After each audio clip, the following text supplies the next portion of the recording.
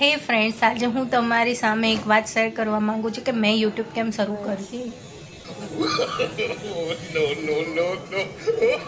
મારી હેલ્થને લઈને જ્યારે આ બધા વસ્તુ સામે આવી કે કેન્સર ડિટેક્ટ થયું અને પછી જ્યારે મારા કીમો ચાલતા હતા અને એના પછી મિની સ્ટર્નોટોમીની સર્જરી કરવી પડી, એ બધું જ્યારે મારી સાથે થયું ત્યારે હું મેન્ટલી બહુ જ વીક પડી ગઈ હતી. અને ત્યારે મેં વિચાર્યું અને મારા હસબન્ડ સાથે પણ મેં વાત કરી, તો અમે બંને ભેગા મળીને ડિસિઝન લીધું કે તું યુટ્યુબ પર વિડીયોઝ બનાવવાના સ્ટાર્ટ કર, જેથી તને પણ તું કોઈની સાથે વાત શેર કરી શકે અને તારી વાત અગર કોઈના કામમાં આવે તો બહુ જ સારું છે. એમ કરીને મેં યુટ્યુબ ચેનલ સ્ટાર્ટ કરી. યુટ્યુબ પર કેમેરો મારો એક થેરપી બની ગઈ છે કે હું વિડીયોને એવું બનાવું ને તો મને એવું લાગે કે ચલો મેં કોકની સાથે વાત શેર કરી છે અને કદાચ મારા જેવું કોઈ વ્યક્તિ હોય કે જેને આ વિડીયો મદદરૂપ થઈ જાય તો મને પછી એમ થાય કે હા, મારી યુટ્યુબ ચેનલ બનાવી સક્સેસ થઈ ગઈ.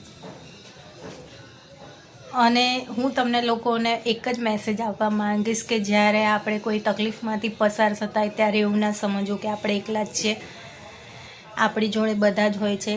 જો મારી સાથે મારી ફેમિલી છે, હવે હું યુટ્યુબ ફેમિલીને સાથે પણ કનેક્ટ થઈ રહી છું ધીરે ધીરે.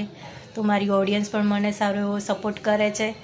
એટલે જ મને હવે એવું લાગે છે કે મારું યુટ્યુબ ચેનલ બનાવવાનું ડિસિઝન સારું જ હતું. જો તમને મારી સ્ટોરી થોડી પણ હિંમત આપે તો વિડીયોને લાઇક કરજો, ચેનલમાં નવા હોય તો સબસ્ક્રાઈબ કરજો. ત્યાં સુધી સૌને જય શ્રી કૃષ્ણ. મળીએ નવા એક વિડીયો સાથે.